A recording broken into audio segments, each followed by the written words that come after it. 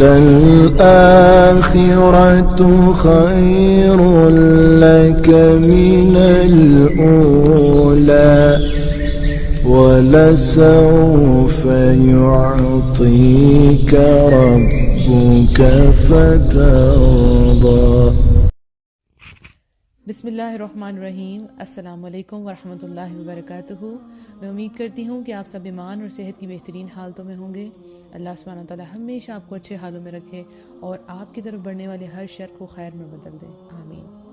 الحمدللہ، آج دعا سیریز کا ڈے 6 ہے، جس کا ٹاپک ہے دعا کی قبولیت کے اوقات، یعنی وہ کون سے اوقات ہیں جن میں دعا قبول ہوتی ہے۔ اوقات مطلب وقت کی جمع، تو وہ کون سا وقت ہے، کون سی گھڑیاں ہیں جس میں آپ اللہ سبحانہ تعالیٰ سے مانگے تو آپ کی دعا ضرور قبول ہوتی ہے۔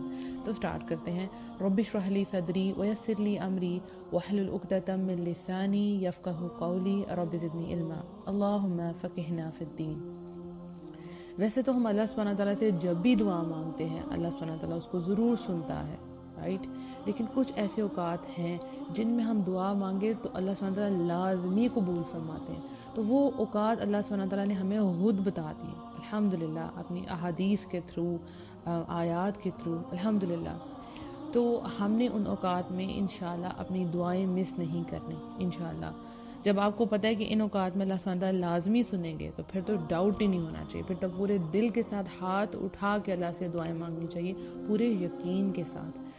تو وہ اوقات کو انشاءاللہ آج ہم ڈسکس کریں گے۔ نمبر 1، رات کے پچھلے پہر دعا کرنا، یعنی جب ہر طرف سکون ہے، خاموشی ہے اور سب لوگ گہری نیند میں سو رہے ہیں، اس وقت ایک آنکھ جاگتی ہے اللہ سے مانگنے کے لیے۔ یہ سب سو رہے ہیں لیکن وہ جانتا ہے کہ اس کا رب جو ہے اس وقت اس کے بہت قریب ہے، اور وہ سوچتا ہے کہ میں اتنا چھوٹا سا انسان اور رب تعالیٰ اتنی بڑی ذات جو مجھے سن رہی ہے۔ جب انسان خاموشی میں یہ باتیں کرتا ہے اللہ سبحانہ تعالیٰ سے اور کوئی شور نہیں ہوتا تو اس کو ایک بڑی اٹیچمنٹ فیل ہوتی ہے، اس کو پتہ ہے کہ رب میرا سن رہا ہے، ایک سکون ہوتا ہے مانگنے میں بھی اور ایک تڑپ ہوتی ہے۔ اس وقت کاموں کی ٹینشن نہیں ہوتی، فوکسڈ ہوتے ہیں ہم بہت زیادہ اپنے ٹارگٹ کے اوپر، ہمیں کیا چاہیے۔ ہم سوچتے ہیں ہم ایک محتاج بندے ہیں اور ہم اللہ کے رحمت کے طلبگار بننا چاہتے ہیں۔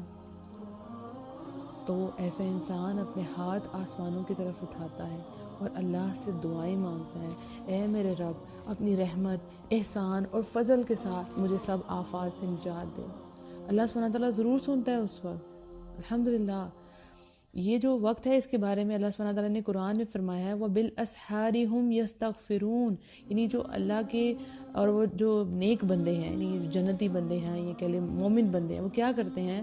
وہ رات کے پچھلے پہر استغفار کرتے ہیں الحمدللہ۔ اللہ کے جو نیک اور متقی بندے ہیں اس وقت اٹھتے ہیں اور اللہ سے معافی مانگتے ہیں۔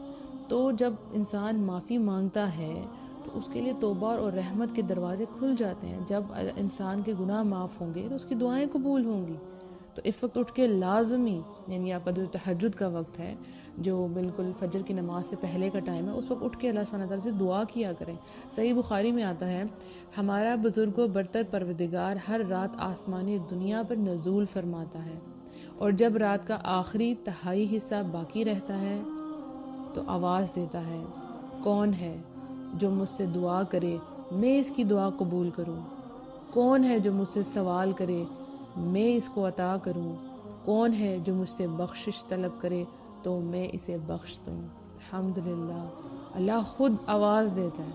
یعنی عام روٹین میں پورے دن میں آپ اللہ سبحانہ تعالیٰ کو پکارتے ہیں یا اللہ، اللہم یا ربی، لیکن اس وقت اللہ سبحانہ تعالیٰ کہتے ہیں کہ کون ہے جو مجھ سے دعا کرے میں اس کی دعا قبول کروں گا۔ کھلم کھلی آفر کہ مانگے آپ مجھ سے، جو سوال کریں گے آپ کو عطا کیا جائے گا، اور آپ مجھ سے بخشش مانگے میں آپ کو بخش دوں گا۔ بہت سے لوگ سے سوال کرتے ہیں کہ پتہ نہیں اللہ سبحانہ تعالیٰ نے ہمیں معاف کیا ہے کہ نہیں، تو سمجھ نہیں آ رہا ہوتا، تو اس وقت آپ اللہ سے معافی مانگیں، اس وقت تہجد کے وقت اٹھ کے اللہ سبحانہ تعالیٰ سے بخشش طلب کریں تو اللہ سبحانہ تعالیٰ انشاءاللہ آپ کو معاف کر دیں گے۔ تصور کیا کرنا ہے کہ رب اپنے بندے کے بہت زیادہ قریب ہے، بہت زیادہ قریب ہے۔ اللہ ہمیں ان بندوں میں شامل کر لے کہ جن کا وہ قریب ہوتا ہے۔ تو اللہ قریب ہے تو ہم نے یہ موقع گنوانا نہیں ہے، ہم نے اللہ سبحانہ تعالیٰ سے دعائیں مانگنی ہیں، اور یہ وقت مطلب 3rd part of the night، یعنی بالکل فجر سے پہلے کا وقت ہے۔ یعنی اگر آپ کو تہجد میں اٹھنے کی عادت نہیں ہے تو آپ آدھے گھنٹے پہلے اٹھ جائیں، 5 منٹ پہلے اٹھ جائیں، 10 منٹ پہلے اٹھ جائیں اور اس وقت اٹھ کے استغفار کریں، اس وقت دعائیں مانگیں، ہاتھ اٹھائیں آسمان کی طرف، اللہ سے دعائیں مانگیں۔ دوسرا وقت کون سا ہے؟ اذان اور اقامت کے درمیان، یعنی جب اذان ہوتی ہے تو اس کے بعد آپ دعا مانگا کریں، ٹھیک ہے۔ اقامت تو ظاہر ہے آپ کی مسجد میں جو جماعت پڑھتے ہیں وہاں اقامت ہوتی ہے، تو ہم جو خواتین ہیں وہ کیا کریں، اذان کے فوراً بعد دعا مانگ لیں۔ اذان اور اقامت کے درمیان جب نماز کھڑی ہو رہی ہوتی ہے اس سے پہلے وہ جو وقت ہوتا ہے نا اس میں دعائیں قبول ہوتی ہیں، یہ مس نہیں کرنا آپ نے، ٹھیک ہے۔ نبی صلی اللہ علیہ وآلہ وسلم نے فرمایا اذان اور اقامت کے درمیان دعا قبول کی جاتی ہے، پس تم دعا مانگا کرو۔ آپ سوچیں دن میں 5 وقت جو ہے وہ اذان ہوتی ہے، تو ہم انشاءاللہ دعائیں مانگیں گے کیونکہ اس وقت دروازے کھل جائیں گے آسمانوں کے، اور جو آپ کو مانگنا ہے وہ بس اب آپ نے مانگ لینا ہے، ٹھیک ہے۔ تو 5 وقت تو یہ ویسے ہی آپ کے پاس مبارک اوقات آگے جن میں آپ کی دعائیں قبول ہوتی ہیں۔ اس کے بعد نماز کے اندر دعا مانگنا، ٹھیک ہے۔ نماز کے اندر دعا مانگنا مستحب ہے، لیکن یہ یاد رہے کہ نماز کے دوران ویسے بھی آپ اپنی آنکھوں کو آسمان کی طرف نہیں اٹھا سکتے، لیکن اکثر لوگ جب نماز کے اندر دعا مانگ رہے ہوتے ہیں تو ان کی آنکھیں آسمان کی طرف اٹھ جاتی ہیں، یہ حرام ہے۔ ویسے بھی آپ اپنی آنکھوں کو نماز کے اندر ادھر ادھر گھما نہیں سکتے، یعنی آپ کا فوکس ہوتا ہے آپ کا سجدے کے پوائنٹ پہ، رائٹ۔ تو جب آپ نے دعا مانگنی ہے نماز کے اندر بھی تو آپ کی نگاہیں آسمان کی طرف نہیں اٹھنی چاہیے، بالکل بھی نہیں، ٹھیک ہے۔ وطر کے اندر دعا قبول ہوتی ہے، جب آپ اپنی قرات سے فارغ ہو جاتے ہیں اس کے بعد آپ دعائیں مانگیں، لیکن یہ دعائیں کون سی ہوتی ہیں؟ جو عربک میں دعائیں ہوتی ہیں، رائٹ۔ اس کے بعد جب آپ رکوع میں جاتے ہیں، رکوع سے اٹھتے ہیں، سجدے میں جاتے ہیں اور 2 سجدوں کے درمیان میں جو وقت ہے اس وقت آپ دعا کریں۔ اس کے بعد جب آپ تشہد کے بعد سلام پھیرنے سے پہلے، تشہد میں یعنی اتحیات میں جب آپ بیٹھتے ہیں درود شریف پڑھتے ہیں، اس کے بعد آپ دعائیں مانگیں۔ اس موقع پہ جو آپ کو دعائیں آتی ہیں عربک میں، جو بھی دعائیں آپ کو آتی ہیں اس وقت آپ دعائیں ضرور مانگیں۔ اچھا ایک یہاں پہ میں ایک بات کر دوں کہ جب آپ قرآن پڑھ رہے ہوتے ہیں، جن کو قرآن آتا ہے الحمدللہ، تو اس میں جہاں جہاں تسبیح کی آیات آئیں تو وہاں پہ آپ تسبیح کیا کریں، جہاں پہ آیات آئیں مانگنے والی تو اللہ سبحانہ تعالیٰ سے مانگا کریں، اور جہاں پہ آیات آئیں پناہ طلب کرنے والی تو وہاں پہ پناہ طلب کیا کریں، کیونکہ نبی صلی اللہ علیہ وسلم کی سنت تھی، ٹھیک ہے۔ اور ایک اور بات کہ سجدے میں جو دعائیں ہیں وہ بہت زیادہ قبول ہوتی ہیں، کیونکہ بندہ جو ہے اس وقت اللہ کے سب سے قریب ہوتا ہے، یعنی اپنا ماتھا اللہ کے آگے جھکا دیتا ہے، عاجزی میں آ رہتا ہے بندہ کہ اللہ کی کیسی بندگی ہو رہی ہوتی ہے، کیسی عبادت ہو رہی ہوتی ہے، پوری طرح سے جھک جاتا ہے اللہ کے آگے۔ تو یہ ایسا موقع ہوتا ہے کہ جس وقت اللہ سبحانہ تعالیٰ بندے کی دعاؤں کو قبول فرماتے ہیں، کیونکہ وہ اپنا اللہ کے قدموں کے آگے اپنا سر جھکا دیتا ہے، ٹھیک ہے۔ تو اللہ سبحانہ تعالیٰ اس وقت دعائیں قبول کرتا ہے۔ نبی صلی اللہ علیہ وآلہ وسلم نے فرمایا بندہ سجدے کی حالت میں اللہ سے سب سے زیادہ قریب ہوتا ہے، بس اس موقع پر خوب دعائیں کیا کرو، لیکن سجدے میں ایک بات یاد رکھیں، آپ کوئی قرآنی دعا نہیں پڑھیں گے، ٹھیک ہے۔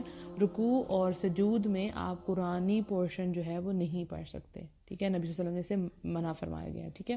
اس وقت آپ قرآن نہیں پڑھ سکتے، اور آپ جو ہے اس سجدے میں جو عربک ویسے دعائیں آپ نے جو اللہ سبحانہ تعالیٰ سے مانگنی ہے وہ آپ مانگیں، ٹھیک ہے، لیکن قرآن کی جو پورشن ہوگا وہ تلاوت آپ نے نہیں کرنا۔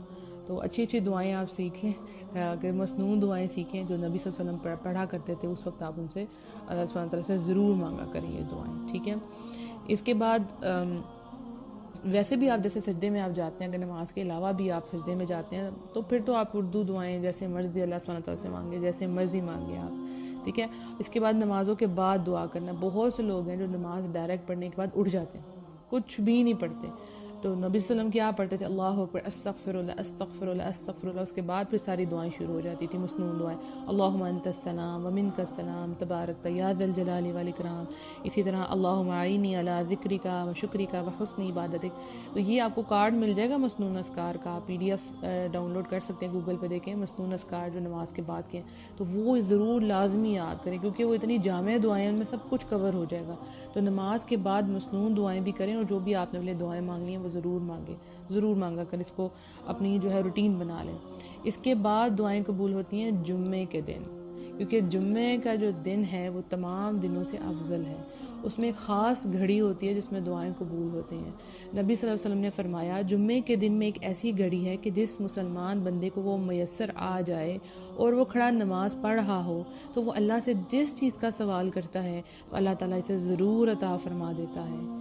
راوی کہتے ہیں کہ نبی صلی اللہ علیہ وآلہ وسلم نے اپنے ہاتھ سے اشارہ کر کے بتایا کہ وہ گھڑی مختصر سی ہوتی ہے، یعنی وہ جمعے کے دن چھوٹی سی گھڑی ہے، مختصر ہے، جس وقت اللہ سبحانہ وتعالیٰ دعائیں قبول کرتے ہیں، لیکن یہ پکی بات ہے کہ جمعے کا دن ہے، رائٹ۔ اور جو علماء کرام ہے جب انہوں نے تحقیق کیا تو انہوں نے یہ کہا کہ دعائیں جو ہے وہ جو گھڑی ہے وہ نماز عصر کے بعد ہوتی ہے۔ دیکھیں مغرب کے بعد تو نیا دن شروع ہو گیا، سو عصر سے مغرب کے درمیان وہ گھڑی ہے جس میں دعائیں قبول ہوتی ہیں۔ تو آج سے آپ نے مس نہیں کرنا ہے، جمعے کے دن جتنی دعائیں ہیں وہ اکٹھی کر لیں اور وہ عصر سے مغرب کے درمیان خوب دعائیں مانگیں، سب کو دعا میں یاد رکھا کریں، افضل دن ہے ہفتے کے تمام دنوں میں سے۔ اس کے بعد دعا قبول ہوتی ہے یوم عرفہ کے دن۔ یہ ایک بہت عظیم دن ہوتا ہے جس میں بہت سے مسلمان ایک ہی جگہ پر جمع ہو جاتے ہیں، تو اللہ تعالیٰ فرشتوں کے سامنے ان بندوں پہ فخر کرتا ہے۔ تو یوم عرفہ کے دن جو ہے جو دعائیں کی جاتی ہیں وہ قبول ہوتی ہیں، ٹھیک ہے۔ تو یوم عرفہ والے دن ضرور دعا کرنی ہے، انشاءاللہ جب حج آئے گا تو پھر آپ نے یہ میری آڈیو یاد رکھنی ہے۔ نبی صلی اللہ علیہ وسلم نے فرمایا بہترین دعا یوم عرفہ کی دعا ہے، جب سب لوگ کہاں جمع ہوتے ہیں؟ عرفات کے میدان میں، ٹھیک ہے۔ اس کے بعد جب مرغا اذان دیتا ہے، ٹھیک ہے، یعنی مرغا جب بولتا ہے تو اس وقت آپ اللہ سے فضل مانگا کریں، ٹھیک ہے۔ حدیث کا مفہوم ہے کہ جب تم مرغ کی اذان سنو تو اللہ تعالیٰ سے اس کا فضل مانگو، کیونکہ وہ فرشتے کو دیکھتا ہے۔